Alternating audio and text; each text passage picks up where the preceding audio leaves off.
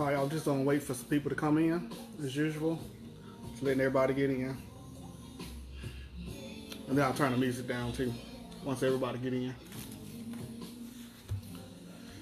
What's going on, Todd? I'll say. Trevor, Via,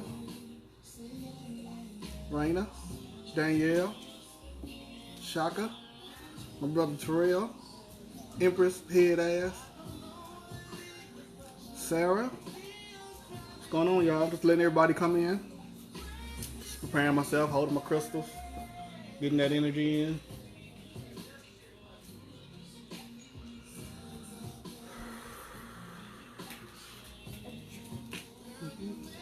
Gonna be talking about sexually transmitted demons.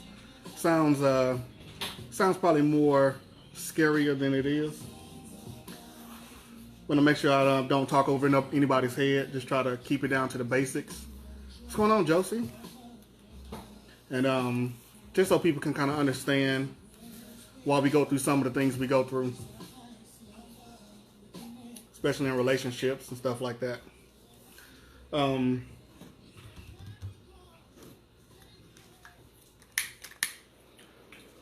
Now I gotta light my sage because my energy be all over the place when I get to talking.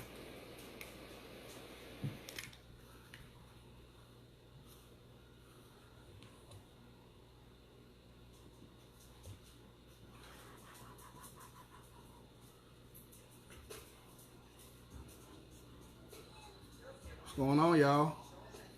Courtney, just go. Don't know how to pronounce your name. I'm sorry.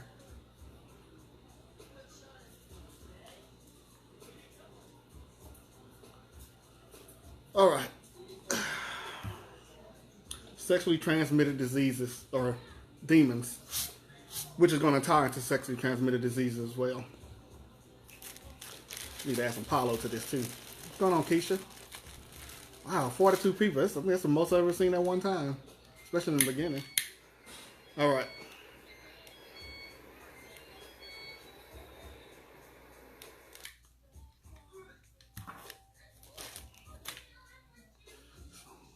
This is one of them subjects that I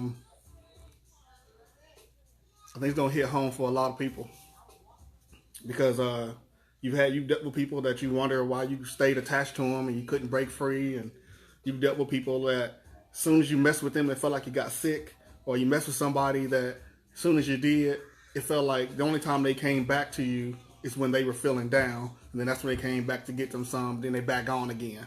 You see, so want to kind of just explain why that happens, with the soul ties, with the energy being good and bad, and depending on who has the most affects the other person. All that makes a difference. Okay, so let's get into it. We got some area that's cleansed here. So let's talk about sexually transmitted demons, right? Again, when I say sexually transmitted demons, the word itself, or the phrase itself, sounds more scarier than it is. It's more so about the energy. Now, there are some people who do have entities attached to them and growing with inside them. So, using the word demon, which is typically a religious term, a negative entity is what I'm really referring to. It can be transmitted through intercourse. Josie says perfect timing because of the retrograde for the exes. Oh, yes, that's true. So this will help you identify if you need to cut cords or soul ties with someone that you had, like an ex or somebody who is somebody you need to break ties with. So let's get into this a little bit more. Let's say you have, and let me clear something up. It doesn't matter the sexual orientation when it comes to sexually transmitted demons. Okay, because remember, it's just about energy. So it doesn't matter if it's, once you make that connection, that energy is transferred. Okay. Now we know that we can make sure this ain't too loud. We know that we can transfer energy into people just by being in their company. We know that we can look at somebody, and if somebody stares at you, you can turn around and be like, why are they looking at me? Because you can feel it. you can feel that energy coming to you. You can feel that energy coming on you. If you driving in a car and the car next to you looks over at you, you can feel them looking over at you, and then you might turn around and be like, why this, because you felt them. You felt that energy. You felt them looking at you. So when it comes to sexual intercourse, there's no barriers. It's soul on soul. And so that energy transfer is quick, fast, and whatever one individual have and the other individual have, those two energies mesh, right?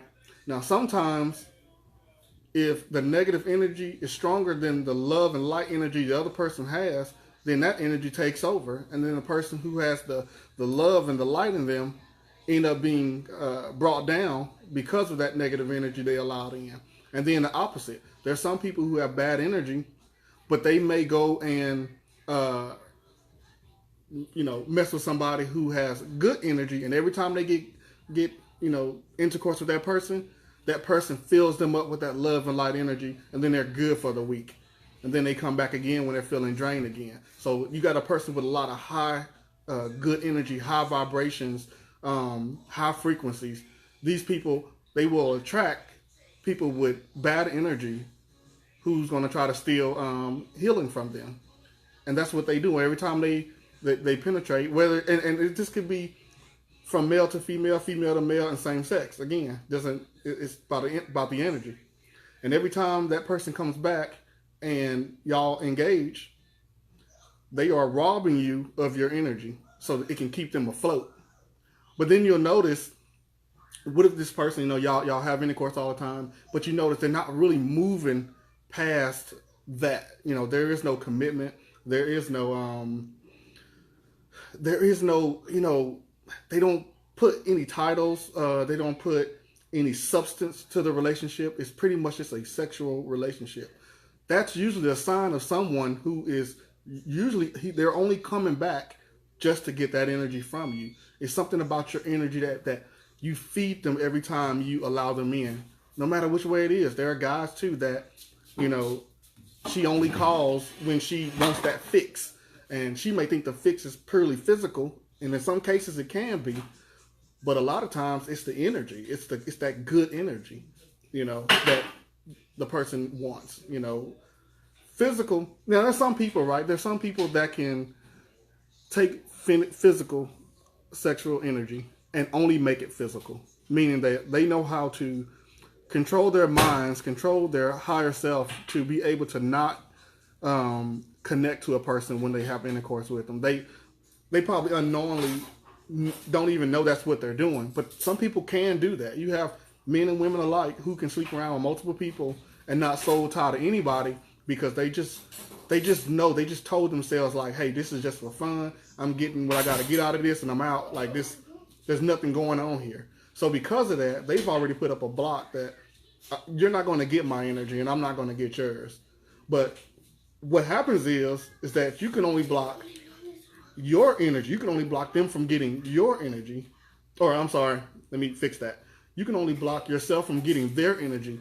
But what you don't end up blocking is them from getting yours. So then he says, well, man, ever since we, did something, she keeps calling, she's sweating me, because you have put that energy into her. She doesn't kind of have a choice. She doesn't even know what she's feeling. She doesn't even realize that it was that energy that you put in her is what got her hooked. I've met some women who's even said that the man who they can't break away from is not even attractive, and he's not even that good. But again, the energy he had was probably very strong, and it could be good or bad. But if it's strong, it hooked her in. And now she got to figure out, like, how do I break from this raggedy dude? The same thing with guys. Girls out there, trash, right? She might be, just good, but you got to keep going back, and you don't know why. You don't know what it is. It's the energy. She got something on her energy that makes her just hook you in. And those people usually are vampires. I think I seen somebody even put that in there. Energy vampires. All they're looking for is to rob energy. And then a lot of times we end up in relationships with people who we shouldn't be in relationships with due to these soul ties. Okay, but before I even go deep into the soul ties, let me back up back into the sexual transmitted demons again. One time we cleansed a husband and wife who he went slept with another woman, right? She had demons inside her. She had negative entities. She had negative energy strongly built up in her. And when he came home, he was with his wife. And then when he was with him and his wife, the house just got pretty much, well, it didn't get as bad as a poltergeist, but it got pretty bad. And they didn't know, how did this negative stuff get in? How did this, how did we get to this? And what he didn't realize was that it was the cheating that did it. It was bringing somebody else's energy in to himself, and then that energy festers. So if you have like pain on you, if you have any type of pain, negative energy is going to take advantage of it. So he had pain on him, so then that negative energy took advantage of him and started growing inside. And then when he had sex with his wife, he transmitted some of that negative energy into her, and both of them had to be cleansed. Their house had to be cleansed.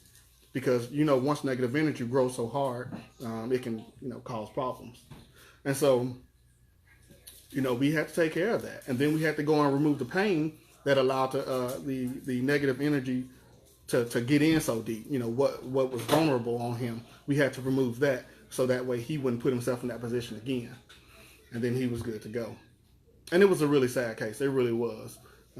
Because he had lost a child and stuff like that. And, the child was still in the house. So we had to help cross it. I mean, it was just a big situation. But it's an example of, why you have to be careful who you mess with. Okay. Usually protection can block some of that energy from going through. But with having intercourse without protection, you are leaving yourself wide open to receive or give any energy that you have on you or that person have on them. Free Spirit asks, how can you tell if there's any negative energy attached to you? I think I did that in another video, so I'll probably revisit it, or maybe I can give you a link to it. Well, yeah, I'll probably readdress it in another video, or maybe at the end of this one, okay? So let's say you have someone who has a curse on them, or a hex, or a spell. Usually curses and spells, I talked about this before, have entities that attach to the person to carry out the will of the curse. Now, while the entity doing sexual intercourse won't transfer over, because that entity is there for the specific person or the person that's cursed, the negative energy associated with that curse can still transfer over. So you can end up getting somebody else's curse energy, if that makes sense. So if I got an entity attached, and then that entity is just feeding me negative energy because of the curse, then I have sex with my wife, I can feed her the energy that's associated, I can transfer to her. But the entity will stay there and just keep feeding me. So you even have to be careful with that. Maybe, you just got to be careful with that. This is why you have to get to know people before you, do the thing. You have to get to know people. What did you shield yourself before sex? That I think it's possible to do that without receiving anything. I think that's very possible. But you have to be someone who know how to shield. I know you probably can shield yourself, but the average person is not going to know how to shield themselves. So you have to already know how to spiritually shield yourself from strong entities before even, attempting to do that. But I agree. You probably can. You probably can do it. Again, I know people who have slept with multiple people and never got any soul ties or anything from them because their energy just always protected. They know how to do that. It's still a risk though. Even as strong as I am in my gifts, I still have entities that slip through when I'm doing readings on people because it just happens. All you need is one moment of being vulnerable, and that's it. It's in. So, and you gotta think about it when you're having sex. your guards are highly likely to be let down than when you're doing like a reading, for example, or a cleansing or curse removal. My guards are high doing those, and stuff still sometimes get through. So, but if you doing that and feeling good, you ain't even thinking about no entities. You ain't thinking about no negative energy. You ain't thinking about nothing. And because of that vulnerability, even with shielding yourself, that's a high possibility that something's still going to get through because of that. You're going to let your guard down. Not intentionally, but it's going to happen. Possibly, right? Sexually transmitted demons. When someone, if you have intercourse with somebody and you feel drained afterwards, like drained as in like you just feel sick, you feel bad, you feel just, that's a sign that you might want to reevaluate this person who you messing around with. You might not want to open yourself up to them. That's why I'm so careful when I want to have sex with someone, because all what we do is energy. Exactly. Can we cut cords and cleanse immediately after? Good question. Tay said, can we cut cords and cleanse ourselves immediately after? Yes.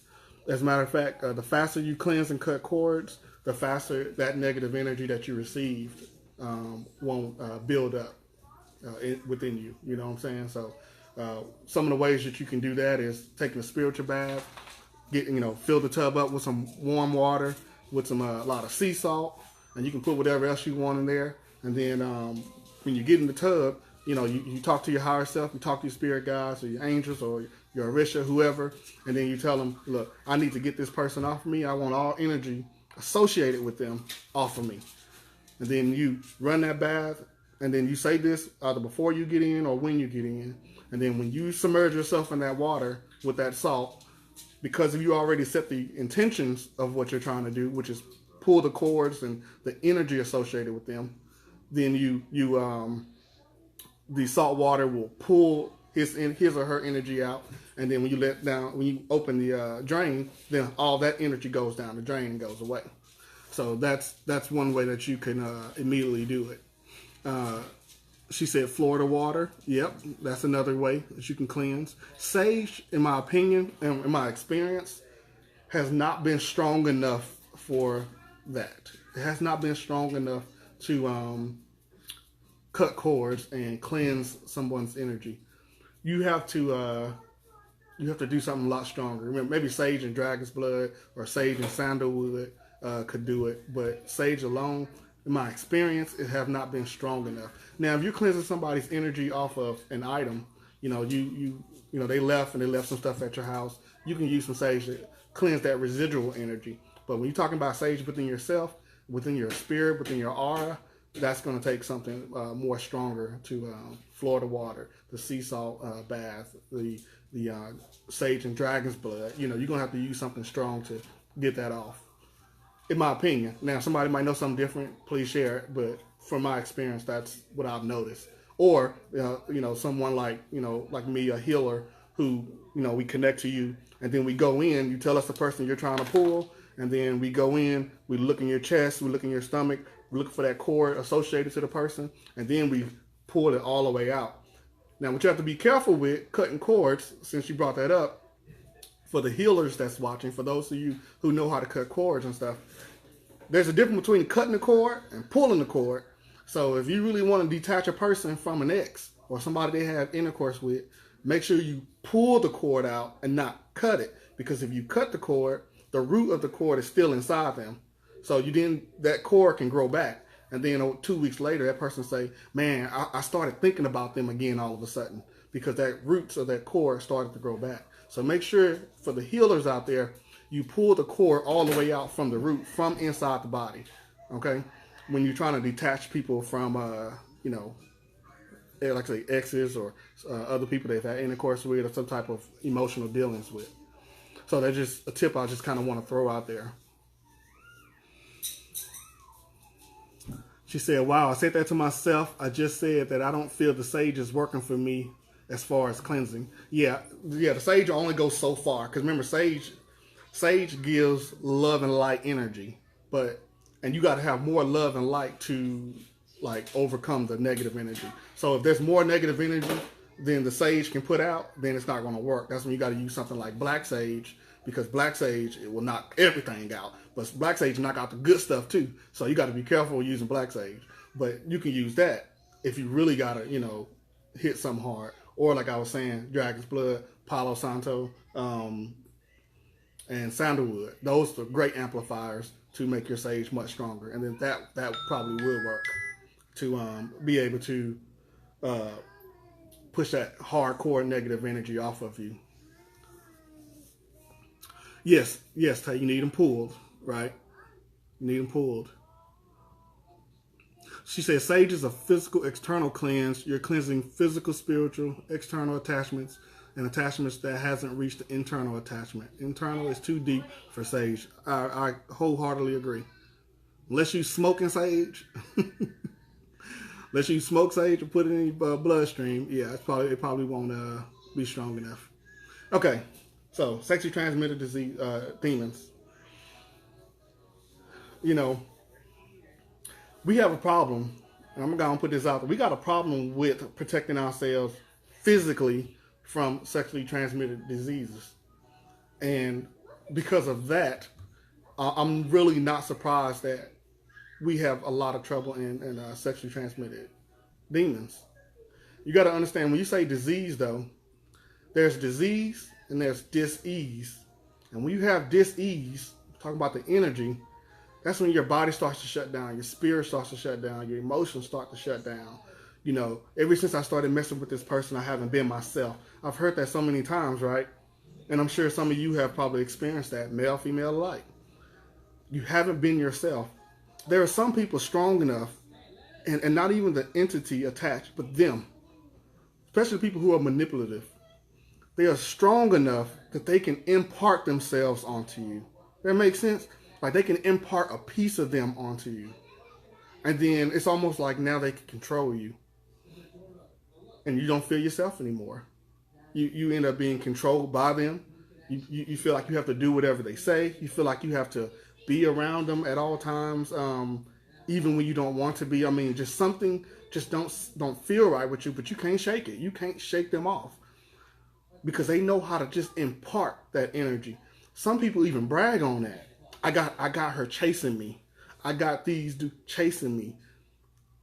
So they already have a mindset that when they go to intercourse with somebody, they are going to purposely leave themselves into you so that they can brag about how you chase them. So you have to be really careful with people like that as well. And again, same cleansing style that we were talking about is what it's going to take, because even though it's not necessarily a negative entity or a demon, some people's spirits are demon-like, and because their spirits are demon-like, they can act the same mannerisms like a demon would, but it's not. It's them. I talked about in the negative entity or the negative energy series about self-created entities, and that's what these type of entities are. These are people who create these entities within themselves and then use them to harm others. So you have men, women alike who would they purposely go around just to do that because it makes them feel good, and that starts from low self-esteem. So there's a cord in their sacral chakra that they had their feelings hurt when they was a child, maybe, and or something happened to them as a child, and then because of that, instead of, because that cord hasn't been pulled out of their sacral chakra, then they now allow negative energy to come in and take advantage of the pain that happened as a child. And then they start hurting other people. They start hurting other people left and right because they haven't had the hurt they had pulled out. Because when I connect and I find somebody with childhood trauma, typically they have digestive issues, reproductive issues, because again, it's sitting in the sacral. So because it's sitting in the sacral, all the organs surrounding the sacral chakra, your pelvis area, your goody goods, they get affected. Your lower intestines get affected because of that energy, those cores, those black, nasty, slimy looking cores that's surrounding that area. So because of that, a cord can go into one part of the body. I know it's not about cores, but I want you to understand the science behind it. even though a cord can come in, let's say a cord can come in right here at the sacral, once it's inside, it doesn't have to just go in and stay right there. A cord can go in and it can make its way through your body and just, twirl all up. So now, even though it's childhood trauma, now you have a cord from childhood trauma traveling all the way up to the heart chakra. And now that it made its way to the heart chakra, you don't even care about anybody because now it's affecting your heart chakra. You don't care how you're hurting people. You don't care what damage you're doing because of a cord that's in a whole different place. So that's why the healer, again, for the healers out there, you got to connect the dots between when you have people that are having these issues. Always look for the source. The source, the problem might be up here, problem might be right here, but the source usually is down here at the sacral. So just keep that in mind for healers when you're going in and trying to find out how to pull out these emotions and try to change some of those behaviors. You can use the same tactics when you're doing somebody addicted to drugs and stuff like that too. My daughter want to do everything now. You done, baby? Yeah. All right, cool. Okay, soul ties. Well, let me answer some questions first, and then we'll get into soul ties. Narcissists for sure. Yes. People who are narcissists are really good at imparting their souls on people to attach them. Crystal Brown say, I've had childhood trauma, and I believe that it's lingering. After all these years, I get to the point where I don't care about others and their feelings. Man, that is it. That's exactly what I'm talking about. And I'm glad that you're being transparent. And let me tell you, because you said that, you're going to start releasing. So if I was to go in there and pull it out, it'll come out easy because you're already speaking it. You're already talking about it. So you're already acknowledging it. Most people won't even acknowledge that. But what she's saying is she's saying that she is doing that. She can see herself doing that. But if the energy is so deep, it's almost like being in a sunken place. Like you know that you're doing something wrong. You know that it's not right how you are. But because you have so much negative energy from that trauma, you can't even fight it, strong enough to get yourself out of it. That's when we come in and pull it out, So I'm glad you brought that up. I'm glad you're speaking in it and admitted it because it's going to help you when it comes time for healing. What's going on, LaJoy? So any questions about these sexual transmitted demons before we get into soul ties? And then after soul ties, we're going to talk about finding a partner, somebody wanting to find a partner. How do I find a mate? And that's all going to tie into from soul ties and sexually transmitted demons. All that's going to tie into how to find a partner. Okay. Oh, I love you too, Angela. Yeah, it's not a good feeling, Crystal. And like I said, we can help you with that. We can take care of that. All right, no questions? All right. Oh, she said laughing emoji was an accident. Oh, I wasn't even worried about it. I just figured somebody was trolling. That's what they do. So can you tell when someone has certain body part pains is with certain trauma? Yeah. I think I talked about that in my healing video, which you can go to my page and look for that live, and then I think I addressed that there. Okay, what if you had a child with a vampire? Oh yeah, I've dealt with children with vampires. Children can get it passed through the womb if the parent has a generational curse, and that curse and that energy can go to the child through the womb, and then as that child grows, the entity grows with it. And that's a lot of times when you have children with bad behavior. A lot of times their behavior has to do with that, and then once they're cleansed and everything poured out, the child is calm, the child is relaxed. Unless they are gifted. If they're gifted, then they probably still won't be relaxed because their energy is still going to be high because of that. So then you got to ground their energy so they won't have so much, be bouncing around all over the place like this one. So, why do I keep attaching narcissists? That's a good question, but let me answer that when we get to the last section about finding a mate, because I'm gonna be able to tie that in then. Okay, so let's get into this. talking about soul ties. What is a soul tie? We'll keep it simple, okay? A soul tie is when you have two souls that tie to each other like a knot. When they say, see, when people get married and they say tie the knot really is symbolic for tying the souls, tying the ethereal cords between one person to the next person. You see, you're basically agreeing that we are going to tie our souls together once we get married. Tie the knot. It's like when we go in and cut cords between somebody and an ex, that's what we're doing. We take from the heart chakra to the heart chakra. There's a cord that gets established, and then we have to pull those cords off so this person can separate. You know, and so when we talk about soul ties, sometimes soul ties can happen accidentally. Let's say you, again, going back to sexual intercourse, you have sex with someone, it's feeling good, and because it's feeling good, you let all your guards down, and then once you let all your guards down, boom, soul tie. That person got you. And sometimes the soul tie seems that sometimes it can shift more to one side than the other. And that's what we're talking about. You can't get rid of the person. So it's not always about negative energy. You can soul tie and you can't get away from a person. And then no matter what that person do, you know, they can treat you bad, they can beat you, they can do all kind of stuff. And you still just can't walk away. You can't get rid of them. That's because you're soul tied. Oh, my daddy on here, my father Ray on here. What's going on, daddy? So they soul tie. You soul tied with them. And when you soul tie with somebody, you know, it's you only should soul tie with one person at a time. If you soul tie with multiple people, you're gonna have. Okay, let me back up. When you soul tie with somebody, you two constantly feed energy towards each other. Constantly. If one person's down, you can pick them up. If that person's down, you can pick them up. Right? But if you are really, really bad energy and you soul tie with somebody else, you can constantly feed them negative energy as well because y'all are soul tied. So you have to be really careful with who you soul tie with because of that. What type of energy, you know, to ask yourself, what type of energy do you want to soul tie with?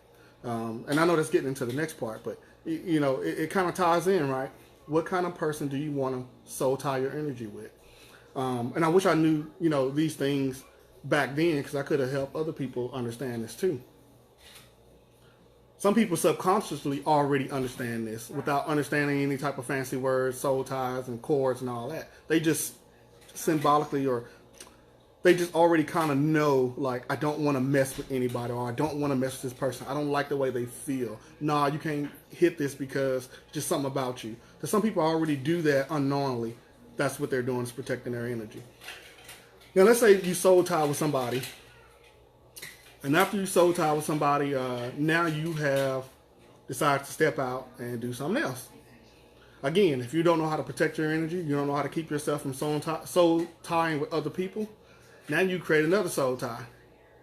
Now you got two soul ties. And then your spouse might say, hey, something ain't right with you. See, when they say the intuition, men and women alike, men and women alike can pick up on this.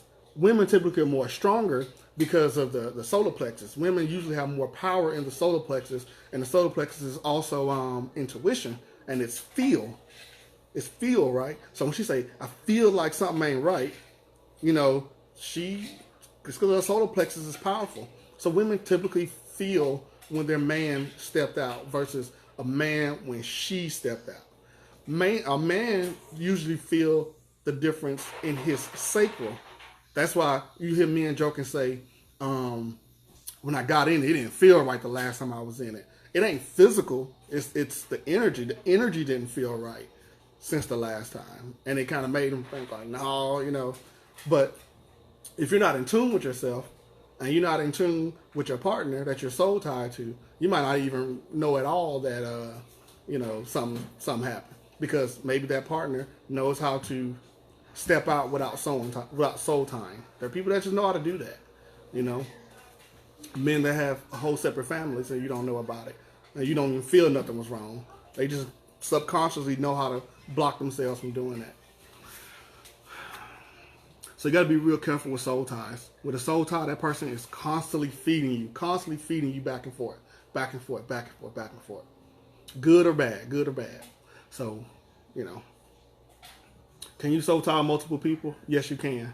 When you think of soulmates, Soulmates and twin flames. Sometimes you have, well, most times you have people who agree that, hey, when we find each other this lifetime, we're going to be together, or we're going to attempt to be together. And then if it don't work out, you can pretty much create a soulmate. You can create a soulmate if the energy is right and you both agree on it, even on Earth. And then you can soul tie, and then boom, there it is. So don't just think that you have to find a soulmate. It can happen with anybody that you choose to. Says a troll on here. Yeah, probably is. Let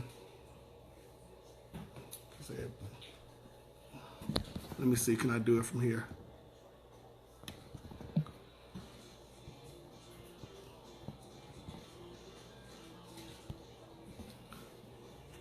All right, she's blocked.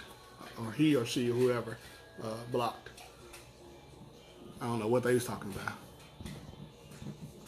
All right. So, now that we understand soul ties, any questions about soul ties before I move on? All this going to tie in, but I just want to, is there any questions for anything that we talked about so far before we go into, choosing your mate and stuff like that? Because I know I'm going to miss something, so go ahead and, share what you got.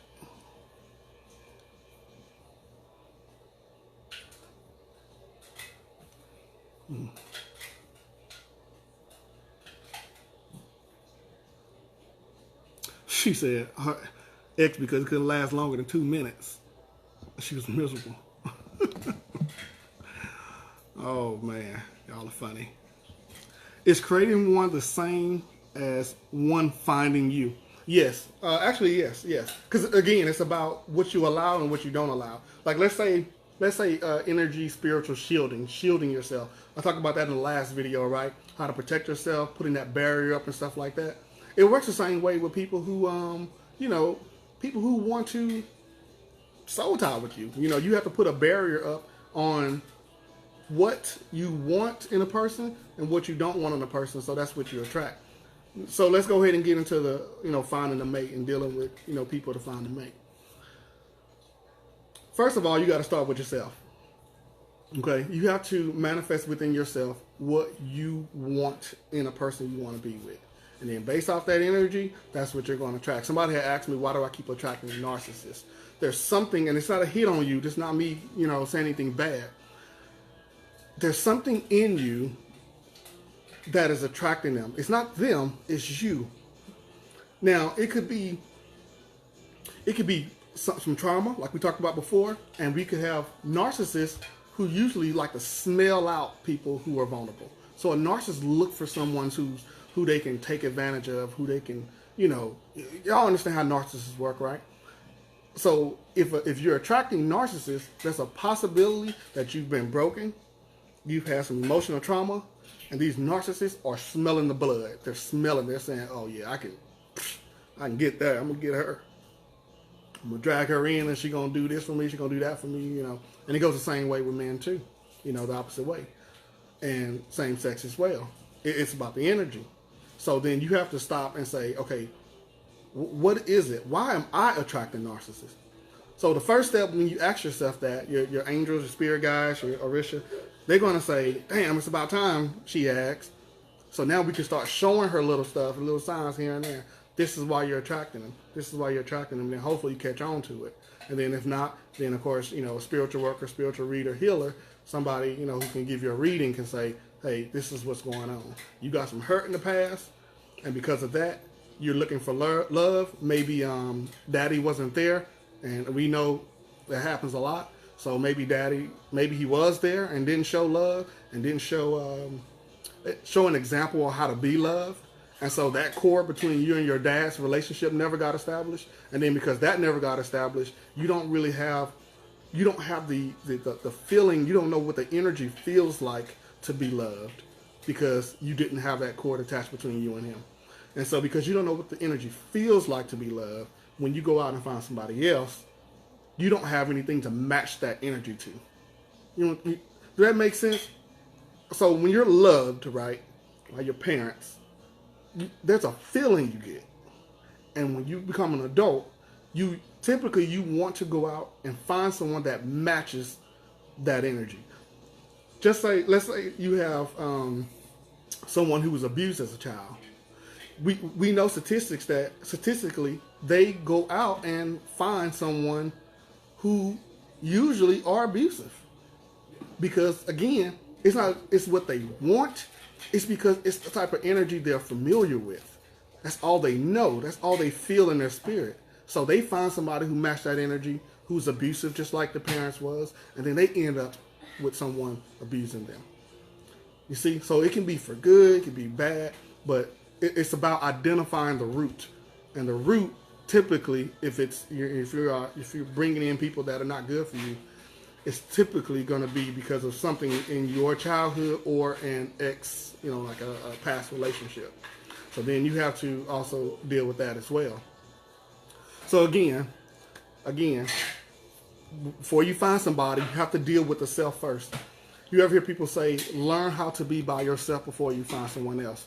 That time frame that you stay by yourself, that is so just you can naturally cut cords and cleanse yourself from all the past. That's so you can naturally know how your own energy works and know what type of energy you're sending out to the universe. So then when you send that energy out, and then all these people out here saying, they looking for whatever you got, they're going to grab it, they're going to grab onto that cord, and then they're going to pull themselves to you. And if you let them in, and if you let them in, then they're going to tie the knot on you. You ain't got to be married legally to tie the knot. Remember, you can soul tie anytime.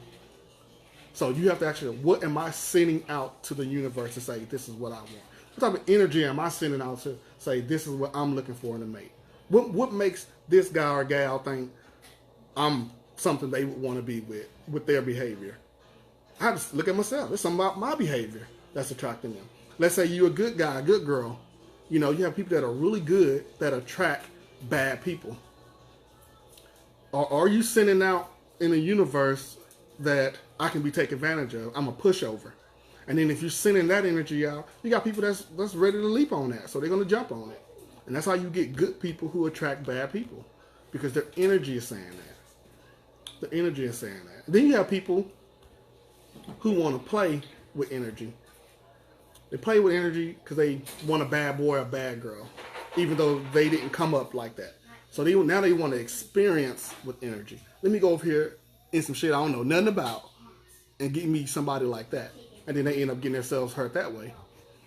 Because now you're playing with energy, you have no idea what you're messing with. That's why I say you got to stay around like-minded people. People that's on the same frequencies. You start messing and dipping and dabbing in frequencies you don't understand, you're going to find yourself in trouble. Bears, come let Billy out. Let me scroll back, so I'm sure I missed a lot.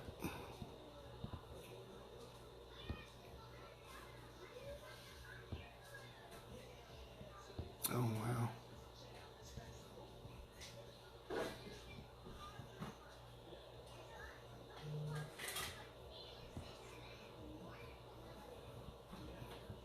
Interesting, okay. Yep, you're right, Keisha. Start within. Start from the root chakra. The root chakra, the first chakra. Work your way up. Oh, shit.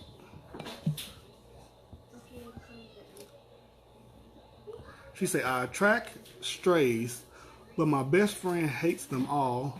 Said my soul too beautiful for them.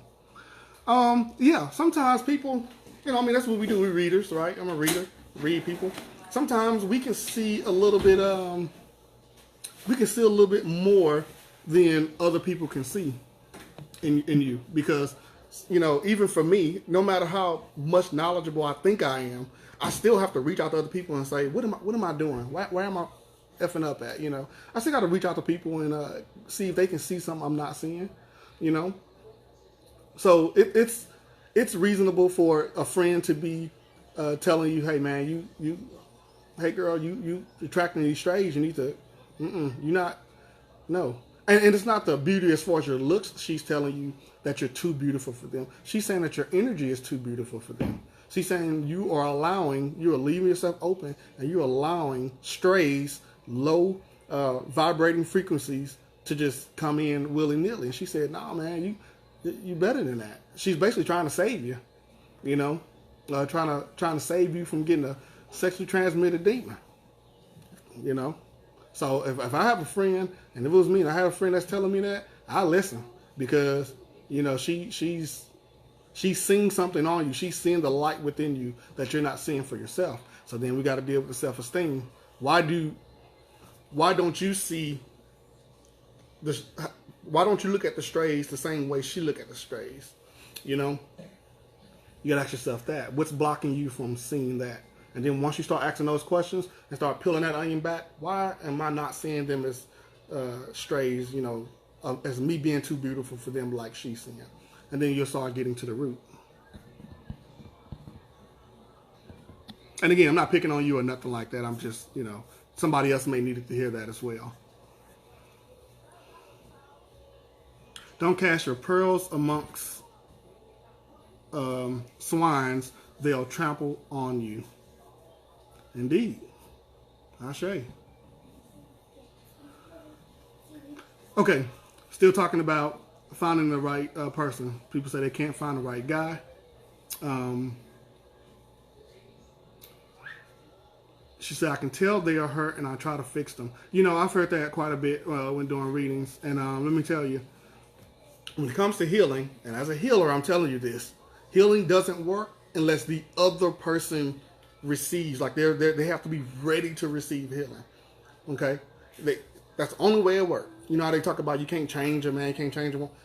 They have to be ready to change. They have to be ready for healing.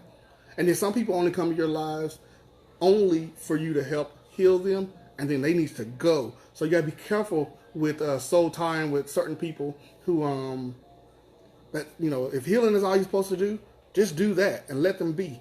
Don't get caught up and find yourself soul tying with people that you were just supposed to heal and let go. Okay? Because once you heal them, once you soul tie with them and heal them, then they gone. You ever see somebody like he was broke, and then she helped him.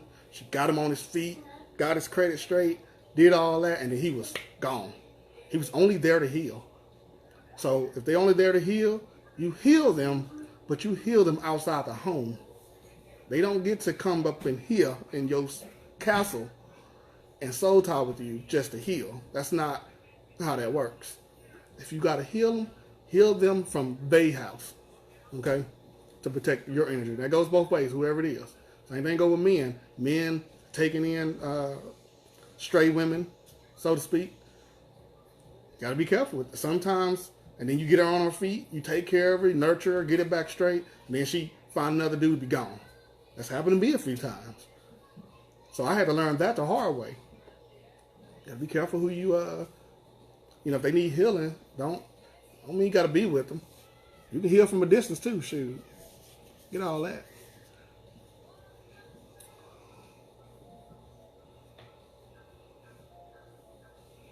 I'm just reading some comments, y'all, real quick.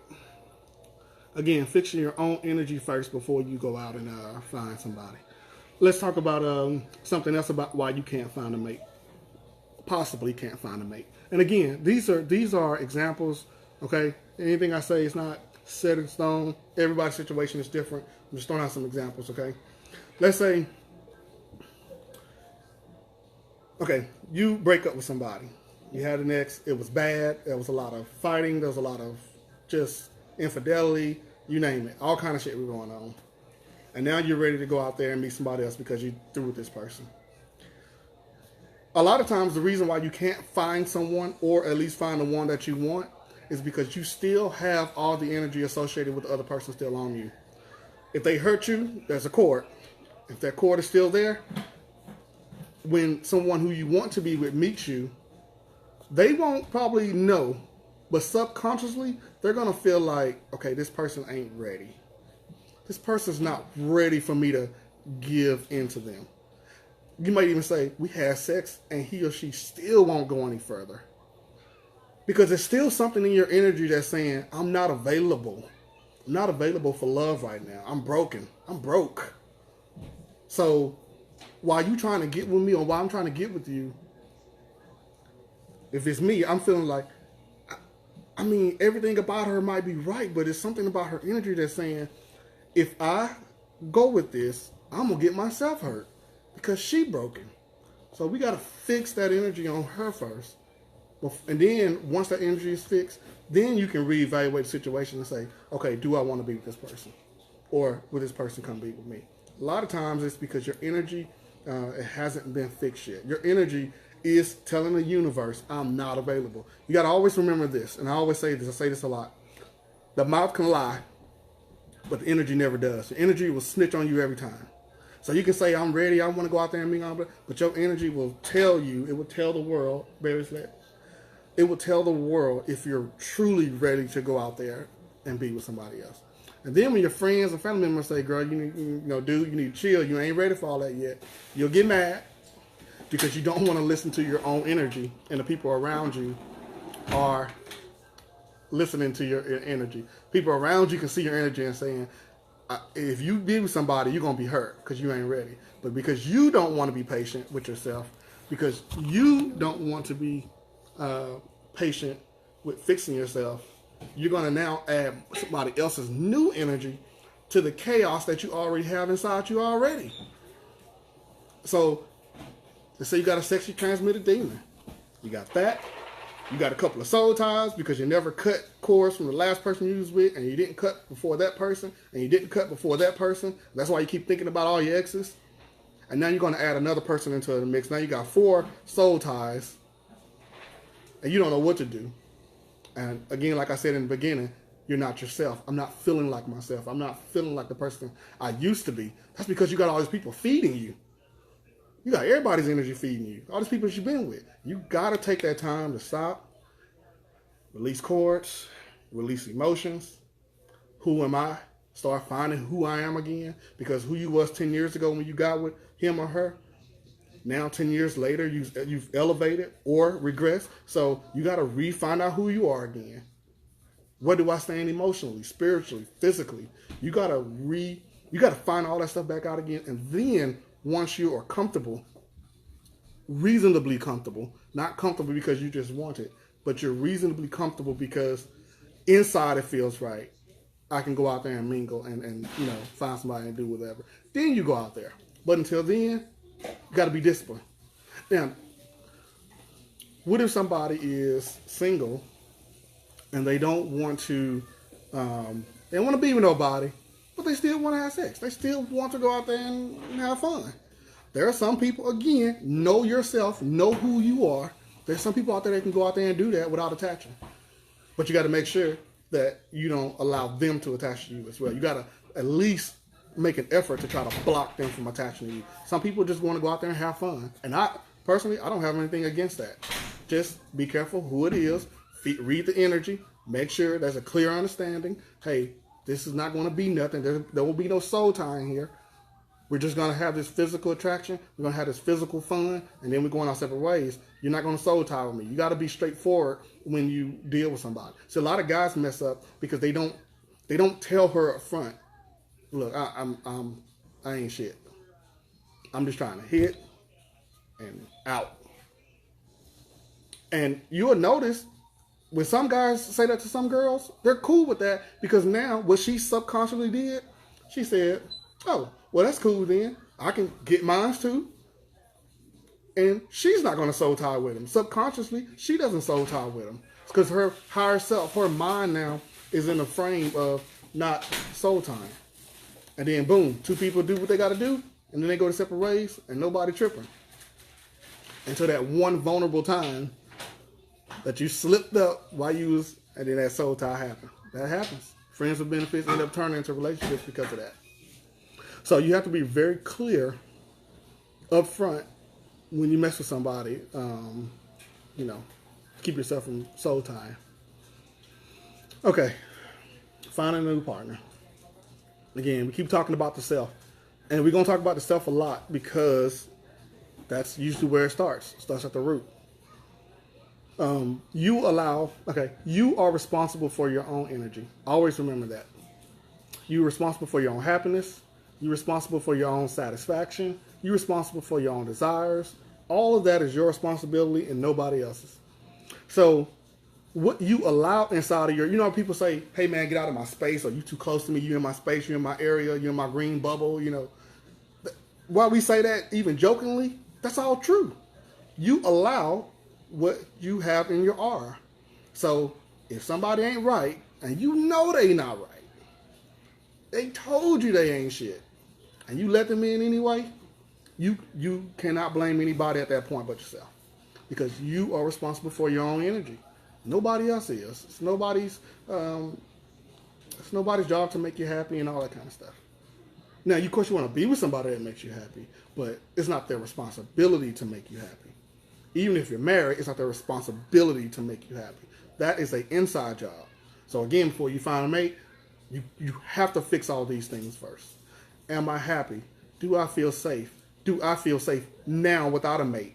Because if you don't feel safe now without a mate, you're going to go look for a mate who can make you feel safe, but you may not pay attention to all the other things that can be harmful, because that one thing you were looking for is what you found. So even then, you have to make sure you feel comfortable within yourself, safe within yourself. You love yourself. You feel beautiful within your own skin. All those things matter before you find a mate. All those things. Because all it takes is one vulnerability for a narcissist to get in. That's all it takes is one. Or for a manipulator to get in. So all it takes is one vulnerability. One of those unchecked. But you didn't ask yourself, am I this? And because you didn't ask, somebody sniffed it out and said, I'm going to find a way. You ever see girls and guys that say, I'm going to get it. I'm going to keep trying, but I'm going to get it. What they looking for a hole. They're looking for that one thing that you say or your energy put off that says, got her. Now I'm going to use that. She's going to open up. She's going to let me in, and I'm going to impart my energy into her, and then I'm going to brag on how I got her chasing me now. That's what people do. So again, you got to start with the self, right? Now let's say once you fix all that, I feel like I got a light sweat on my head. Let's say once you fix all that, now it's time to go out there and find somebody. When I do readings, right, a lot of times I see people say, when would I find a mate? When will my soulmate come? When will, the person I'm supposed to be with come in my life? Or, and again, a lot of people, I don't think they understand that responsibility is up to you. Even if something is put in the works for it to happen because of free will, damn, I'm choking myself out. Because of free will, you can change that course because of free will. And that's okay. It's okay to change your course. You're supposed to be able to guide yourself and change your course as necessary. So what you should focus on instead of when it will happen is, am I in a position to receive love? Am I in a position to get the person I want to be with? That's what you have to start with. So a lot of times, not to be mean, but I don't like answering questions when am I going to find a mate? Hell, I don't know. When are you going to go find a mate? Because you still have to do the work behind it. If you sit at home every day online, playing video games, doing whatever, and you never go out, mingling with other people, probably not going to find nobody. If you're waiting for somebody to fall in your lap, that usually don't happen. You have to put in your own work to find the person you want to be with. So reasonably come up with a criteria. This is what I'm looking for. This is what I want. And then make sure you posture yourself in positions to find exactly what you want. You know how many times I've seen people who want one thing, but they go somewhere else looking for it, and it's like, why would you go? Your frequency's up here. The things you accomplish in your life is pretty high. And then you go to the Hole in the Wall Club. I say nothing wrong with the Hole in the Wall because they be jamming. But you go to the Hole in the Wall Club looking for a spouse. Looking for somebody to marry. That doesn't make sense. You have to look for you have to go to places and go to areas with the person that you're looking for. You cannot if you find somebody in the club, 9 times out of 10, you're going to get a shit bag. And I'm telling you, I used to go to the club.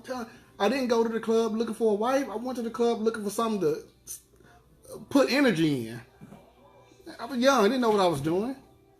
But you go to the club looking for a wife or a husband, 9 times out of 10, you will be disappointed. You're going to be disappointed. So you have to posture yourself in a position to find the type of person you're looking for. Okay? I mean, and that's just the honest truth. Oh, thank you. She said you're speaking the truth. It's just the honest truth. You got to posture yourself. That's what a lot of people I see when I do readings, they don't understand. You know, it's just, you have to do the work. Never forget free will. Never forget the ability to change the course of your life. Never forget the ability and the power of the mind to manifest what you want. Never forget that. You manifest what you want. You want a certain type of man, certain type of woman, you put it out there in the universe. This is what I'm looking for. And you say it with conviction. You say it, even if you got to say it to yourself in a room by yourself out loud. Say it to yourself. This is what I want. I ain't taking nothing less. And stand on it. And I'm standing on it. And when somebody else come and they don't meet that criteria, and some people think it might be kind of shallow to have a criteria. Well, you know your own energy. You know what you will tolerate and what you won't tolerate. So it only makes sense to have criteria. It only makes sense. You up front, my wife always say, before we got married and stuff, she used to always say, there's certain things I'm not going to tolerate. And I had my things that I wouldn't tolerate. We talked about this in the beginning. We're not putting hands on each other. Not happening. We're not going to cut deep. We're not going to use words towards each other that hurts the soul. We're not going to cut deep. These are things we establish up front to say, let me see if this is going to work out. It didn't matter that she was gorgeous, because she was. And we got along very well. But we still took some time and say, let's talk about this real quick, because I got a criteria. And she told me her criteria. I told her my criteria. And you know what? We haven't crossed it. We have not disappointed each other in those ways. Because it was established up front. You have to create a criteria of what you want to manifest. The type of person you want to be with. And again, it's okay to bend, right? Because we all need to learn. There's some things you say, I don't really like that, but okay, I can kind of see where that's going. You can bend on things. I'm not saying don't be so rigid that you can't be flexible. I'm not saying that. I'm just saying there needs to be some major criteria. If you don't want to be with a man that you got to take care of, excuse me. So if he ain't got no job when you meet him, and then you find yourself 3 years later still taking care of him, you kind of did that to yourself, because you said you didn't want that type of man, but you took him in anyway. Responsible for your own energy. So you got to go out there and find what you want, what you need. And, wants and needs are not always the same. So if it's a want, then you don't soul tie with the want. You just have fun with the want. The need is what you soul tie with. Okay? So keep that in mind as well. What else? Talking about finding a mate. Finding a mate. I'm waiting on Spirit to impart me some knowledge when I get stuck.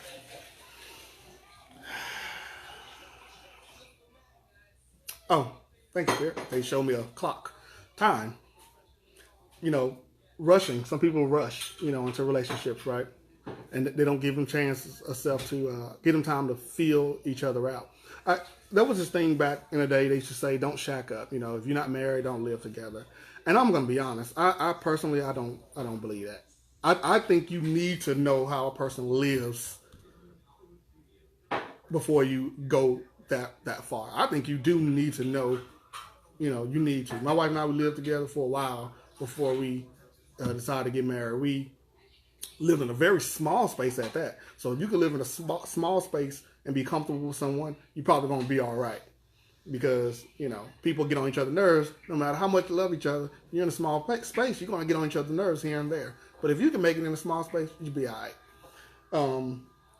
Time, though, and talking about things and finding out how they are about certain things. It's okay to, maybe that person spends the night over here, spends the night over there. Take time and just look around the apartment, look around the house. Don't look on the surface. Look in the cabinets. Look for signs of something that you wish you would have found out earlier. So I said, what crystal do I have in front of me? Oh, labradorite, scolecite, and black tourmaline.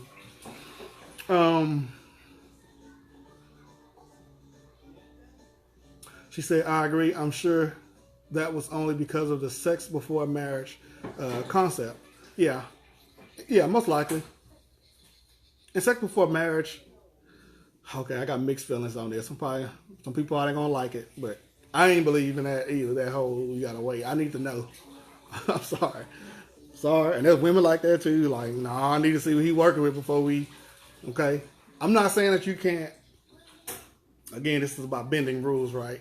I'm not saying that you can't still have great intimacy if a person is lacking something, because we all lack something. But no, I no matter how deep into the word I was, no, I wasn't following that. I need to, I need to make sure this person clean. What if she not clean? And then when you get married and you find out she not clean down there, you're gonna be mad. You're gonna be quite upset. I need to know. I need to know. What if he always got lint on his stuff? You need to know that up front. Like, how does he always? What is he doing that he not clean down there? You need to know that kind of stuff. You need to know. I'm sorry. I personally say you need to know as much as you need to know about a person before you soul tie with them. Now that don't mean, again, you can sex with somebody without soul tying, but before you soul tie, you need to know what's going on. That's just my opinion, though. That's my unlicensed, uneducated opinion when it comes to that. Okay? Just saying. She said, ew. Shut up. All right. Questions on finding a mate. What am I missing? What am I not answering? Honesty is the best policy. Yes, it is. Being honest with yourself, being honest with the person that you're trying to be with. Usually, if you're just honest with that person, things are going to go great. Look, my wife told me, she said, look, I'm this, I'm that, I'm this, I'm that. If you can't handle that, we might not work out. And I was like, okay, cool. And I was like, it actually made her more attractive. And it made her more attractive because she was so honest about it. It's not like I had to wait until we get married and find out, like, oh, this is crazy. It wasn't like that. It was, we talked. We talked multiple times. And look, I'm like this. Sometimes I like to just throw my clothes on the side of the bed because I'm too lazy to put them in the hamper. You gonna be able to deal with that with me? It's some stuff. You got to find out a person's pet peeves. You got to find out what their pet peeves. Pet peeves, I think, is a real big thing you got to find out, because pet peeves are one of those type of things that when somebody has a pet peeve and you violate that pet peeve, it builds up in that person. They get angry. They hate when you do something. It's a pet peeve. You got to find out who your pet peeves are when you meet somebody, because that'll save how you're gonna be with them, how they're gonna be with you. You be like, well, I know she got a problem with this. Because she got a pet peeve. She hate that. So I'm going to make sure I don't, violate that. If you really want to be with that person, right? And then you should have people that respect your space as far as that goes, too. Now, people got to adjust. So don't hold nobody accountable so fast. People have to adjust to your ways, right? But pet peeves, you got to know them before you, tie. For the sake of the relationship being good. She said, I don't like messy people. Yeah. You have messy, you have filthy. Some days can maybe a little messy because you're tired, you're out there working in the yard. Might get a little messy, and then next day or the day after, you clean it up. Filthy? No. I used to say, I told a young man, I said, look, man, and I might get some flack for this, but I'm gonna say it anyway. I told a young man, I said, when you go to a young woman's house, because dudes be on the internet to my wifey material. She can have a picture. He don't know nothing about it, but she wifey material. I don't know where they sell wifey material at, but apparently you can just look a certain way in your wifey material. I said, look, young man, before you go just giving all out, freaky, putting your mouth in places and all that, you need to go use her bathroom. And you need to see what the toilet seat look like. Because if the toilet seat nasty, you probably don't want to be putting your mouth down there. You feel me? He's like, oh man, I ain't even think about it. Yeah, because we think down here. We don't be thinking up here. You go use the toilet, man. Make sure her junk ain't, same thing with women. You need to go, back of the toilet, you see black stripes. That's them ass cheeks dirty. And he talking about, give me some, you might want to reevaluate that. Hey man, I don't know, your toilet seat kind of dirty. That ass cheeks might be kind of dirty too. I'm not gonna take no chances. So I'm just saying, these are things you can look out for to save yourself. You find, because I've seen people being intimate, being in a relationship with somebody they found out was disgusting, and they was mad. They was like, oh man, how I get with this funky? But then they so tired they can't even run away because they so tired with a funky person. So you gotta pay attention to that stuff. I know I'm being funny, but you gotta pay attention to that stuff too. Somebody say pay attention to her kitchen.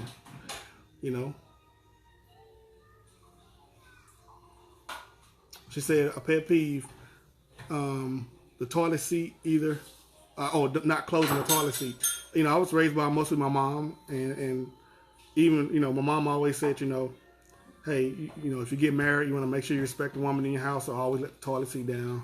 Even if it ain't for you, but for her sake, let the toilet seat down. Then you might have daughters, so you want to, do it for them too. And I tell our sons the same thing, to make sure they, do the same thing for the same reason. Lift the seat. Oh, yeah. No, yeah. You see that? That's not cool. She's talking about the cycle, the menstrual stuff. Yeah, that's not cool. You see that? Right. Because it's not just about, it's more than just what you see. It's about the care she took to dispose it. Okay, it's about the care. So if she ain't cared enough to kind of make sure that was taken care of, she's talking about, you got to do this before you hit. No, ain't nobody going down there. She said, where's my wife? She upstairs. I think she's doing some podcast stuff. So I'm down here today. She started a podcast, so she's been editing and doing her stuff like that. But again, we're talking about how to find a mate. There's a lot of things people, be afraid to talk about, be afraid to say. You got to be honest with yourself. Got to be honest with yourself. What their car look like. If you get in a person's car and it's a little messy, that's probably okay. Will depend on your tolerance, because maybe they work a lot and they always on the go. Car might be a little messy. But if it's filthy, like you don't want to put, like you don't even want to rest your hand on something in the car, yeah, you might want to. Oh yeah, it is Whitney Houston saying. You might want to reevaluate that. You might want to say, "Damn, I'm not saying a little messiness, but man, this soda on the console been built up for years on this console." Yeah, I'm wrapping up with duct tape and a attack dog suit before I hit that. I'm not going in there with. And dudes, y'all be going in there raw. You better put on an attack dog suit. You be going in these, same thing with women. Don't be letting these dusty, dirty. So they got negative energy, and they got negative hygiene, and they got negative odors. Everything negative. But because you're hurt or because you have a cord that needs to be removed, you will let that energy in. So you gotta be real careful with that. Swag should not be a determining factor. You feel me? It should not be a determining factor. Always go by a person's energy when you looking for a mate. Always go by what you feel. How do you feel when I'm around this person? Can I be a friend to this person as well as a lover? Because in marriage, times don't always be. It don't always be love and light. It don't always be there. Sometimes it's up and downs. So when I'm around this person, even when I'm not feeling good, they not feeling good. Am I still comfortable when I'm around them? That's something that you want to look at, when finding a mate, when filling out somebody. How do I feel when I'm around them? How do they feel when they're around me? Can I be a best friend to them? Or are we on the same intellectual level? Do you really want to be with somebody that you feel like they're going to talk over your head or you're going to talk over their head? Maybe you talking about saving the world and they talking about music videos. That, y'all levels are not going to, your frequencies are not going to match. And you're going to get bored with each other. You're going to get sick of each other because you can't stimulate the brain. And if you can't stimulate the brain, after a while, you're going to have a hard time stimulating the sacral. If you feel me. So you gotta be able to stimulate somebody's third eye and their crown chakra as well. You could have two ain't shit people. They'll make it just fine together because they both on the same frequencies. That's cool. We want that. We want the ain't shit people to be together. So you got to make sure if you're not an ain't shit person that you don't be going out here looking for people who ain't shit and then get mad because you end up with somebody that ain't shit. And then a year later we be complaining because like, how did I end up here? Because now you got to be honest with yourself and say, did I really use the energy to attract this person? Was I attract because of the energy? Or was it something physical or something shallow? You got to be honest with yourself so that you don't repeat it. If you're repeating the same thing over and over again, then that goes back to yourself. Nobody else, that's you. Okay? Just keeping it real. Find somebody on the same frequency, same level, same spiritual level, the same... you ever see people, let's say two people grow up in religion. One person becomes spiritual. Other person say, nope, I ain't doing it. They end up splitting because the frequencies now change. The crown, the intellect doesn't match anymore. They're no longer equally yoked, as they would say. And they end up splitting. That happens. So you have to talk about that even in the beginning too. My wife and I, we both talked about it when we first, before we got married. We were both religious at the time, and we both said, hey, I'm looking for somebody who's saved, and all that stuff. Then, and then as time went on, we both elevated together in our enlightenment.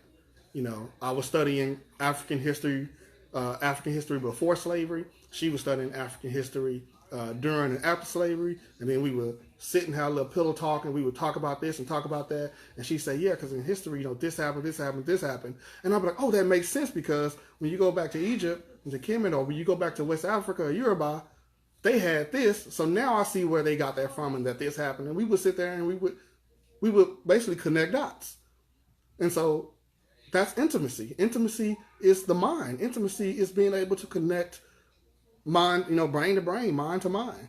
And so we would do that. We do that all the time. If something happened in the world, some justice that needs to be served, we can talk about that and be on the same wavelength. Then I go in my little corner and send out a little justice to somebody,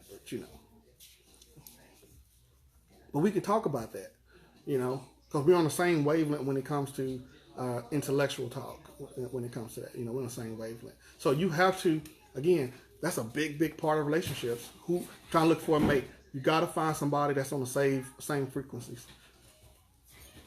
And be realistic to understand that there are times you won't always be on the same frequencies. Sometimes one person is going to move up in frequencies, and then you're going to have to catch up, and then they're going to move past, and then you're going to have to catch up. That happens. So when you're at a point where one person goes like this, don't say, oh, I'm up here now, I'm out. Don't do that, because we do that a lot too, right? We get too big for ourselves, we start feeling ourselves, and then we bounce. We get a degree, or we get something of stature, and then we bounce. So we have to remember, if we both started here, and one person comes up, you pull them up, and then they might leapfrog you, and then they're gonna pull you. That's what you do. That's what you do. You keep pulling each other up. Don't just bounce. So when you talking to somebody, your potential, when you're talking to your potential, those are conversations you need to have. What happens? What about this is my goals in life. This is what I always had a dream of doing. And that person said, oh, that's a dumbass dream. Split. You can't be with somebody who don't think your goals are realistic. It's just not gonna work, because they won't support you when you need it. So you have to talk about your goals in the beginning. Finding a mate. How do I find a mate? What goals do I have? And is this person that I have interest in me? Or are they willing to support my dream? And am I willing to support their dream? It can't just be one way. It got to be both ways. Because if you can't support the other person's dream, they support yours, somebody's going to take more from the relationship. Somebody's going to take more. And then the other person is going to be left drained. And so then you're going to have a problem later on. So in the beginning, what do you want to be? Well, I want to be this. Probably won't happen in the next 10 years, but that's what I want to be. And then they tell you what they want to do, and then you both start working on goals and plans to get to that stage for each other. And there's times where one person is going to be fulfilling their goals, and the other person got to be stagnant for a little while. Again, you don't get to yours and then bounce. Then you be stagnant for a little bit, and you pull them up so they can meet their goal. If everybody's meeting their goals on both sides, everybody happy. You should make sure both people are content, happy, safe, all that. All right, questions. What are you looking for? What are you looking for in a person? I seen somebody post the other day and said they asked women what they were looking for in a man. And I seen provider. A couple of them said feeling safe. And maybe one or two said all the other things we talking about. Somebody they can be on the intellectual level with, someone they can grow with. And I'm not picking on women, because when they do this by dudes, it'd be the same dumb shit. She got to have big booty. She got to give brain. She got to cook. What if she got goals that it's going to require her to be out the house for a little while? Then you may have to cook. So my wife taught me, I knew how to cook, but she taught me more. So then when she's in college now, I went to college and graduated. Now she's in college, so now I will do the cooking. We just switch roles. I take care of kids, school, stuff like that, while she go to school, just like she supported me when I went to school. Boom, right? That's what you do. A provider isn't enough. Exactly. You have somebody who can be a provider and still be abusive. They can provide, but they can be emotionally abusive. They never hit you, never cheat on you, but they make you feel bad. They just make you feel terrible, make you hate life. Yeah, people like that. And so you have to look past the surface. Again, like I said, how do I feel when I'm with this person? How comfortable am I when I'm with this person? Am I safe? Do I feel like they're going to leave me hanging when shit hit the fan? These are questions you got to ask yourself and talk with the other person with when finding a mate. And I think, again, because fast pace, everything moving so fast, we just skip everything, especially once we, intercourse.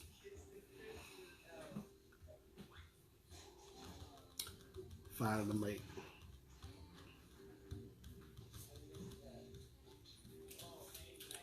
Emotional abuse is the worst. Yeah, emotional abuse is the worst because as a healer, we see those cores of emotional abuse inside people, and they're not visible to the outside. They're inside. So emotional cores, they're pretty much unseen. They're unseen. PTSD, unseen by the eye. Sometimes people are good at hiding they have emotional trauma and PTSD and stuff like that. And they're the worst because if you don't get rid of it, you don't pull it out, it's just going to keep building up inside, and it's going to cause damage. You're going to make rash decisions. You're going to make poor decisions. And they even will cause physical problems. So I'll be doing a healing on somebody, and I'll be pulling out a cord out of their stomach, and I can feel their stomach starts to go down. And they'll be like, man, I had pain in my stomach for years. Doctors couldn't figure it out. It was because trauma that was inside. So it can cause physical problems. And then you end up with a mate, right? Let's say a mate, if you have medical issues, they might not want to support you. Yep. People that'll skip out on you when something wrong happens. Right? So you want to make sure all that stuff is taken care of prior. Finding a mate. Best friend. She said a best friend. Exactly. It really does pay to be best friends first. Oh man, screen going black again. I got to calm my energy down. All right, hold on, y'all. My energy is kind of strong, so I tend to mess up electronics.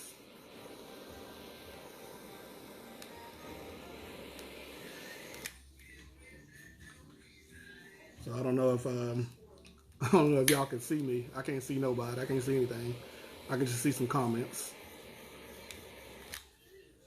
Trauma constipation. That's a good phrase. Trauma constipation. Because when you pull out cords, right, they look like nasty black substance, like black doo-doo. Doo-doo, that's childish, right? Who says that?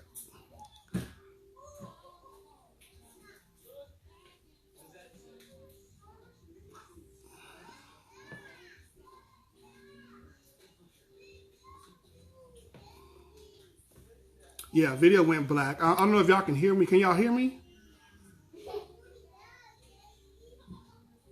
I don't know if y'all can hear me, but that happens sometimes when I go live or I do any type of video work. I end up making energy end up making the screen black, or it makes a lot of static or something like that. Okay, so y'all hear me, so that's cool. Okay. Yeah, video froze. Don't know what it is. I'm sure it's me because I was getting all hyped.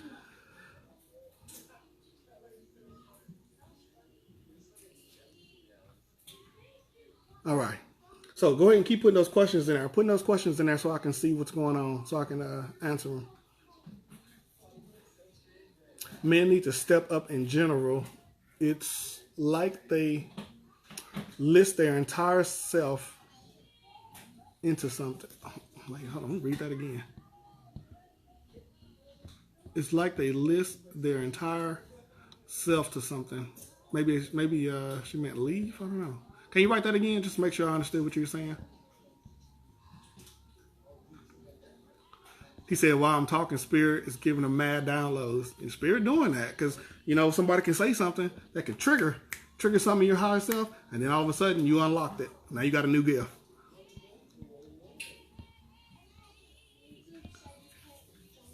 How do you know that you're soul tied? That's a good question. One of the ways you know that you're soul tied is, you know, you can't get this person off your mind. You can't get, like, it don't matter what they're doing, no matter where they are in the world, you still feel them for some reason. Like you just feel like they're talking about you. You feel like you just, you know, something making you want to just call them maybe and just see how they are, even though you shouldn't have any reason to call them. That's if you soul tie with somebody you're not with anymore. If you soul tie somebody that you're with, you usually become empathetic with each other. If they're in pain, you can feel it. If you're in pain, they can feel it. You're thinking something, and then they say it. And you're like, man, you said I was just thinking. We talk about telepathy because, again, you're soul tied. So the energy is just like a constant phone call being made. The energy just going back and forth. So you think something, you think it goes down to the heart chakra, it crosses on the cord to the other heart chakra, and then it goes up to their crown chakra, and then boom, they say what you were thinking. You sent the energy across to them unknowingly. And I had did a post on Instagram about, you know, how to send telepathic messages and stuff like that. Kind of works the same. So yeah, once you're soul tied, you know, you guys will what do you call it? In each other's sentences. You know, you get ready to say something, you say it, and then they finish it, and it's exactly what you were going to say. So that's another way to tell that you're soul tied to somebody. What else? Again, when somebody's hurt, you know, somebody not feeling good. So how do you get over that soul tie? How do you let go when you're not with that person anymore? I think I spoke about that earlier in the video about submerging yourself into the tub, putting sea salt, and putting your intentions in the tub to release that energy, and then letting the salt pull it out and drain it. It could be a spell. Ooh, spell. I'm glad you brought that up. Yes, Tamika, thank you for that reminder. Love spells. Thank you for that reminder. Let's talk about love spells. Love spells can be intentional or unintentional. So let me back up. When I was talking about the people that purposely go around and impart themselves on people so they can, you know, brag about how they, you know, got this many women or this many dudes chasing them and this and that. People like that usually will unintentionally put love spells on people. And, you know, you have people going crazy over this person. They no matter how bad they treat them, they can't get rid of them because they have maybe used charm. Usually charm is the getter. You know, they use some charm and they got into their soul. And so now they allow this person into the heart chakra. And then once they do that, you know, a love spell is actually intact. And then once that happens, that's just as dangerous. If you do a love spell intentional, which personally I don't believe in, but I'm not knocking people who do them. I know people who do love spells. I don't, because I don't believe in infringing on someone's free will. I believe if you want somebody to love you, let it be natural. Because if they love you and it's natural, then there may be something that you need to see before you get to that road. But if you put a love spell, now you got an asshole that you can't get rid of because you have somebody strengthen that cord from heart to heart for you. So if they cheat, for example, if they're a person who like to sleep around and you get a love spell on them, it's not going to stop from cheating. What it's going to do is you're going to have a cheater that won't leave. If that makes sense. Because that's a different cord. That's not the same type of love cord.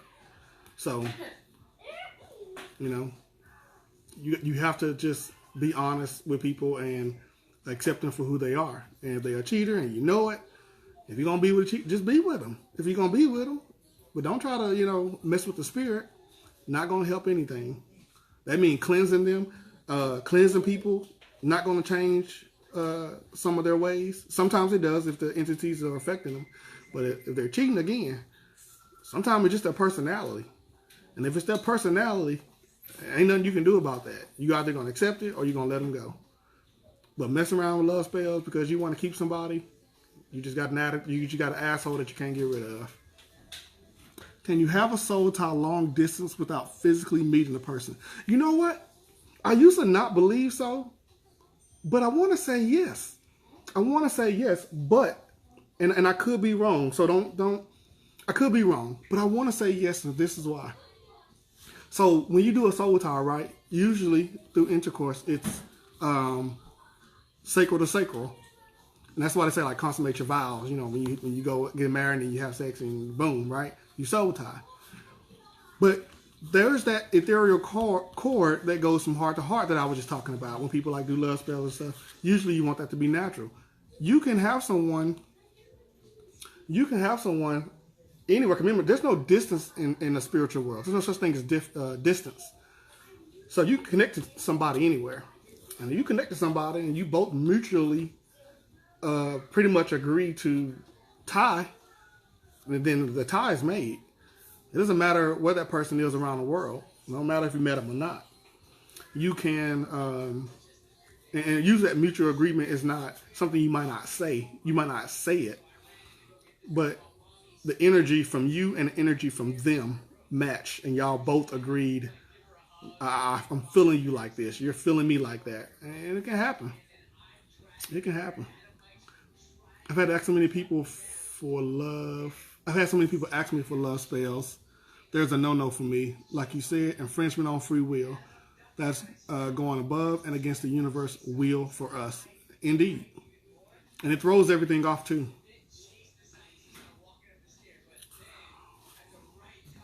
Yeah, but I do believe that you can soul tie people. Again, I'm not saying I'm right. I'm just saying based off experience, what I see, like with people when I do healings and readings, I really believe that you can. I believe it can happen. Because it's all about energy. It's all about what you let in and what you don't let in.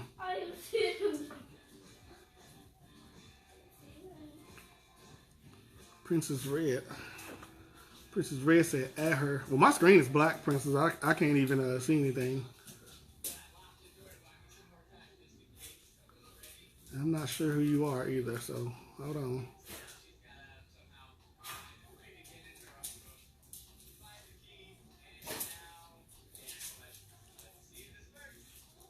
Oh, you're my friends list, Princess? I don't see you. Okay. Anybody got questions or anything? Princess, I see you, but I don't know you. I don't want to bring somebody on camera I don't really know. So I apologize. Please don't take offense.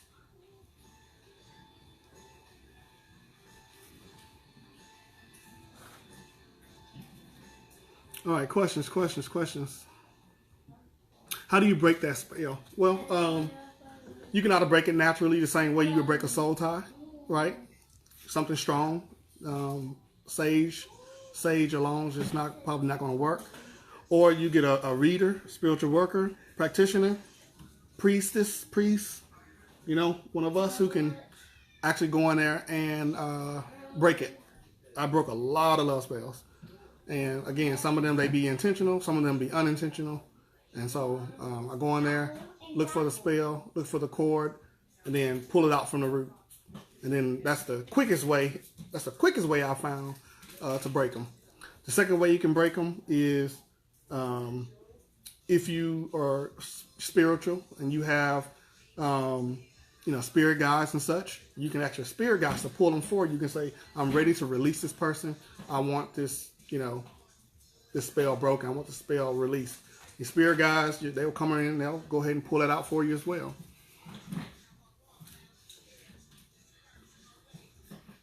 Soul contract. So Alicia said, I was told in the reading that my husband and I have a soul contract, like from a previous flesh form. And I was actually told that the same. My wife was actually told that the same as well. So you have what is called soul groups, and this is before. You're welcome, Steph. This is before you incarnate, before you reincarnate. You both agree, hey, when we come down, we're going to be with each other this time. This is the soulmate everybody is talking about. That's really what it is. It's a soul contract that's established before birth.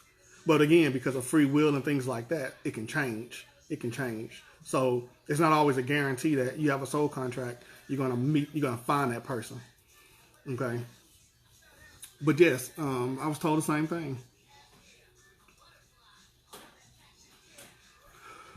All right.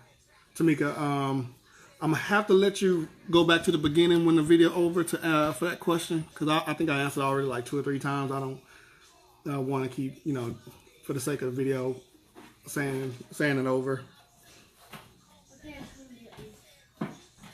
Okay, let's see.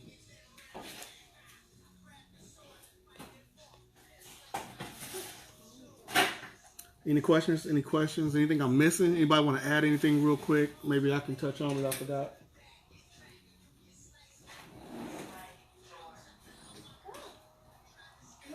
You're welcome, Alicia. What happened? I don't know, babe. I think my energy blackened the screen. That looks scary.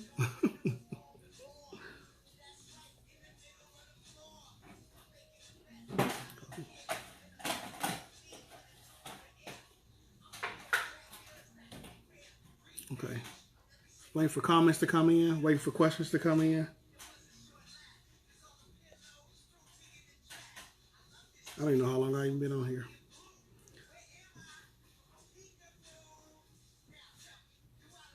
I hope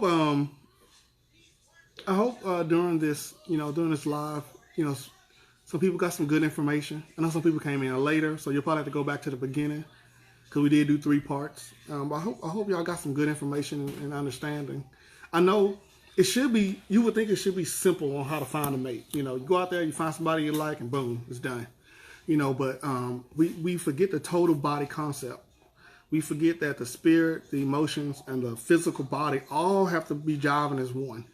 All has to be jiving as one unit to operate effectively.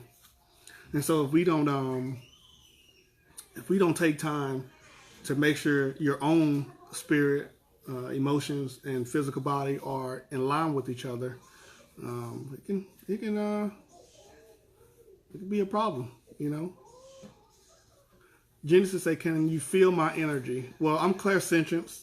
That's one of my strongest gifts, which is feel. So I feel a lot of things. I don't feel any one person's energy right now. I probably got some souls attached to me that need to cross over into the light. They usually block a lot of my energy, feeling from others. So no, I can't honestly say I feel your energy. She said, long-winded looking ass. I know I'm a little long-winded. I try to be thorough, so I try to make sure I can cover all audiences so everybody can get an understanding. Nobody left, without getting something out of it.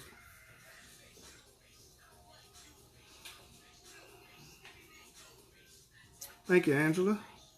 So glad you spoke on Indian. Kiana, I'm so glad that you spoke on this topic. So many people needed to hear. You're welcome. Yeah. even though I am married, I still needed to revisit this. Man, see, now Alicia Ross just said something profound, because some people think once they're married, once they got the person they need, the work stops. And it don't. It don't stop. You can be married and a soul tie just naturally break. Because there's no work being done. There's no work. The energy hasn't been fed to each other throughout the relationship. So just because you're married doesn't mean that you don't have to work on those soul ties. That energy still has to go back and forth. If somebody stops pushing energy out, or if somebody stops receiving energy, the soul tie is broken naturally.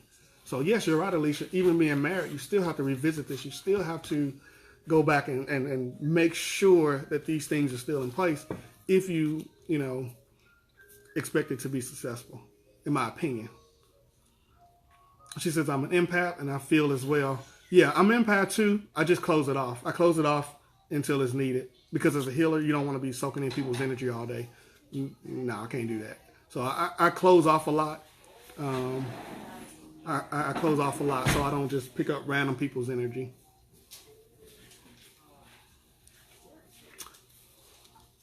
And Alicia, I see you said you sorry you offended anyone. I hope nobody got offended by that, because honestly, it's just the truth. It needs to be said.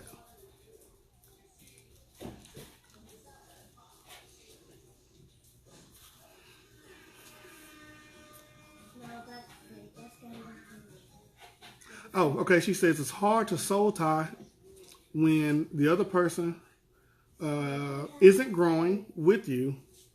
How do you close that off? That becomes I talk about the higher self a lot. The higher self is you. Sometimes it's a matter of simply sitting back, being honest with yourself, closing off the mind, quieting down the mind, getting rid of the clutter, and then telling yourself, look, I don't, just being straightforward. I don't want to deal with this. I don't want this. And then once you put that into the atmosphere, once you put that to your higher self, into the universe, into your spirit guides, once you claim this is what you don't want, then it happens. But you got to say it with conviction. That's really, you say, I know, you said, but you're married. You can do it. You can still do that even married. You can close off certain things while married that you don't want to feel. You just have to specify what it is that you want to close off. Like your partner might be going through hard times, right? And as they go through these hard times, they may be an asshole. And you say, look, I don't want a divorce. I don't want to leave this person. But right now, in the space they're in, I can't really deal with it. So I'm going to close myself off to that shit. I'm going to let them kind of have the space. Like, I'm going to still be tied to them, but I don't want to soak in any of that feeling, And so once you make that specific claim, and you claim that, like, I'm not doing that, then your higher self will go into action and say, well, okay, let's temporarily block that then. And it'll be blocked. It doesn't mean that you lack empathy. It doesn't mean that you don't care. It just means that you are trying to prevent yourself from soaking in the energy you don't want. This is the same thing with being an empath. Somebody said, well, how do I do it as an empath? It's the same thing. You're responsible for your own energy. You control yourself. You control what you let in and what you let out. So before the day goes, you simply tell your higher self, I am not going to be dealing with everybody else's energy today. It's not happening. And I'm serious. It ain't happening. And so guess what happens? Now when I go to the grocery store, somebody can be in all the pain in the world and I won't feel it because I've already told myself this morning, I ain't feeling nobody's pain. Not today. I need a break. So you have to have conviction within yourself and be honest with yourself and love yourself enough to say that when I say something, I mean it. And that's how you close yourself off as an empath. I'm not going out here today letting everybody take advantage of my energy because they know I'm an empath. They can feel that I'm an empath. So now they want to impart all their problems on me. That's not happening today. So you have to, with conviction, tell yourself that. I'm not doing it. Sounds easy, I know. I know you're probably saying, you're making it sound too easy. It really can be that easy. Don't forget the power of the mind, the power of the higher self. That's right, Renee. I'm probably saying your name totally wrong. Raina. Yeah, you put yourself before anything. That's even being married. You have to put yourself first, because if you're not well, you can't take care of somebody else. If you're not well, you can't take care of your kids. If you're not well, you can't take care of your parents. When they say who comes first, I know people are going to disagree, and that's fine. But you come first. You got to put yourself first. You got to be healthy to take care of somebody else. You have to. Simple as that. Block. Oh, Empress. I'm glad you brought that up. Because anybody who know me, been following me for a long time, know when it comes to blocking people, I love the block button. Right? And the block button is spiritual. Who's that? Oh. The block button is spiritual. Because in blocking people all the time, I have learned to block people's energy. When I see somebody come on my post or do some, I'm like, block. I've gotten so used to doing that I've been able to block people's energy as well. It's their spiritual energy. So the block button is spiritual. I do it and I be funny, I make jokes out of it. But that's really to protect my energy. That's actually why I do it. You got to block people. Learn how to block people. It don't matter what in your life where in your life they fall. Block them.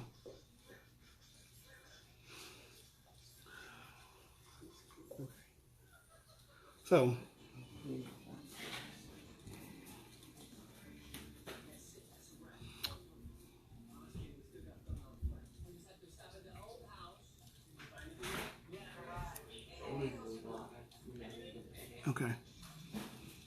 okay. She said, I push my family aside because I love myself. I now know not to take advantage of me in that way. Yeah, cords from family and stuff like that, and people that don't have any, significance in your life, they're usually attached to the legs, and they'll weigh you down. They'll pull you down. When people say they pulling you down, that's because those cords are attached to the legs. So when I go in there and look for cords for people like that, you got all these random people attached to you, that's where they are. So there's a good saying. There's a saying behind that makes sense. They're pulling you down because they're on your legs. You got to shake them off. Yeah. Remember my wife saying too, we be cutting people off fast.